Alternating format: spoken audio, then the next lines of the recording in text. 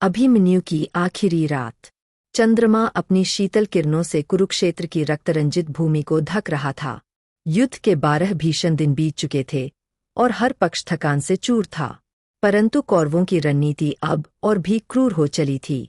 उनके प्रधान आचार्य द्रोण ने घोषणा की थी कि अगले दिन कौरव पक्ष चक्रव्यूह की रचना करेगा, ऐसा व्यूह जिसे भेदना असंभव था, और यदि कोई भीतर घुस भी जाए तो बाहर आना मृत्यु के समान कठिन था। पांडव शिविर में चिंता व्याप्त थी। अर्जुन और श्रीकृष्ण किसी अन्य मोर्चे पर व्यस्त थे और उनके बिना इस चक्रव्यूह को तोड़ने वाला कोई नहीं था। तभी सभा के बीच एक साहसी स्वर गूंजा, मैं चक्रव्यूह को भेद सकता हूँ। सभी ने देखा, अर्जुन के पुत्र 16 वर्षीय अभिमन्यु पूरी दृढ़ता के साथ खड़े थे। उनकी आंखों में आत्मविश्वास की ज्वाला जल रही थी। भीम ने आगे बढ़कर कहा, पुत्र, हम जानते हैं कि तुम्हें अद्भुत पराक्रम है, लेकिन क्या तुम चक्रव्यूह से बाहर निकलने का तरीका भी जानते हो?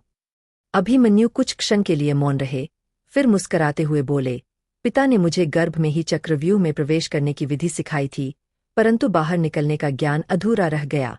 युधिष्ठिर ने गहरी सांस ली। तो फिर तुम्हें युद्ध में भेजना उचित नहीं, पुत्र। अभिमन्यु ने एक कदम आगे बढ़ाया। उनकी आवाज में अब और भी दृढ़ता थी।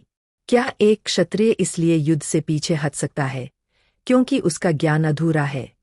यदि मेरी मृत्यु भी हो जाए तो मैं धर्म और सत्य की रक्षा के लिए यह बलिदान देने को तैयार हूँ।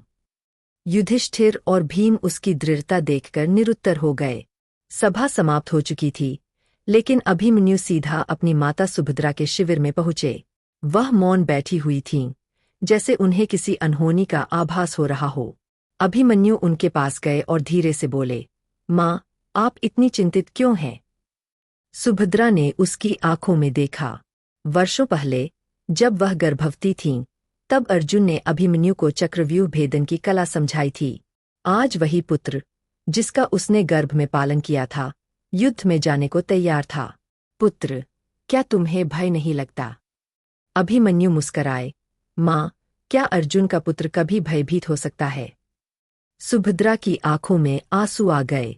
उन्होंने उसके सिर पर हाथ रखा और कहा, यदि कभी लगे कि मृत्यु निकट है तो भयभीत मत होना। बस याद रखना, तुम्हारी माँ सदा तुम्हारे साथ है। अभिमन्यु ने उनके चरण छुए और कहा, माँ, मैं विजयी होकर लौटूंगा। लेकिन नियति को कुछ और ही स्वीकार था। सूर्य की पहली किरण के साथ कुरुक्षेत्र युद्धभूमि एक बार फिर रक्तपात के लिए तैयार हो गई थी। कौरवों ने द्रोणाचार्य के निर्देशन में चक्रव्यूह की रचना कर दी थी। विशाल व्यूह के मध्य में दुर्योधन था और उसके चारों ओर अनेकों शक्तिशाली योद्धा तैनात थे। अभिमन्यु ने अपने रथ पर सवार होते हुए पांडवों की ओर देखा। उनके चेहरे पर गर्व और आत्मविश्वास था। मैं चक्रव्यूह को भेदूंगा और आप सब मेरे पीछे आइए।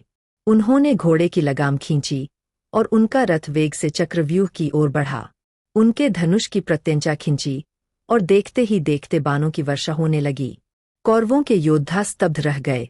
एक 16 वर्षीय बालक अकेले ही उनकी सेना को चीरता हुआ आगे बढ़ रहा था। एक के बाद एक योद्धा अभिमन्यु के बाणों का शिकार बनते गए। उन्होंने दुशासन के पुत्र को परास्त किया, दुर्योधन के सारथी को मार गिराया और कर्ण के रथ के पहिए को निशाना बनाया। चक्रव्यूह का पहला द्वार टूट गया। पांडव सेना पीछे पीछे बढ़ रही थी, लेकिन तभी जयद्रथ ने अपनी प्रतिज्ञा पूरी करते हुए पांडवों को चक्रव्यूह में प्रवेश करने से रोक दिया। अभिमन्यु अब अकेले थे। अकेले अभिमन्यु को देखकर कौरवों ने उन पर चारों ओर से हमला बोल दिया। कर्ण, द्रोण, अश्वत्थामा और कृपाचार्य जैसे महारथी मिलकर एक अकेले युवक पर आक्रमण कर रहे थे। अभिमन्यु ने एक क्षण को भी पीछे हटना स्वीकार नहीं किया। जब उनका धनुष टूट गया तो उन्होंने तलवार उठा ली। जब तलवार गिर गई तो गदा से वार करने लगे, परंतु कौरवों ने नियमों को तोड़ दिया। कर्ण ने पीछे से वार किया, दुशासन के पुत्र ने उनके रथ का पहिया तोड़ दिया और अंततः कई महारथियों ने मिलकर उन पर हमला किया। अभिमन्यु गिर पड़े। उनका शरीर रक्त से लथपथ था, पर उनकी आंखों में अभी भी वही तेज था। तुम सबने अधर्म किया है। मैं मरा नहीं हूँ, मैं अमर हूँ। मेरी वीरता को युगों युगों तक याद रखा जाएगा। और इसी के साथ अर्जुन के पुत्र ने अपने प्राण त्याग दिए। जब अर्जुन को अभिमन्यु की मृत्यु का समाचार मिला तो उनके नेत्रों में क्रोध और दुहक उमड़ पड़ा। उन्होंने प्रतिज्ञा ली, सूर्यास्त से पहले मैं जयद्रथ का वध करूंगा, अन्यथा अग्नि समाधि ले लूंगा।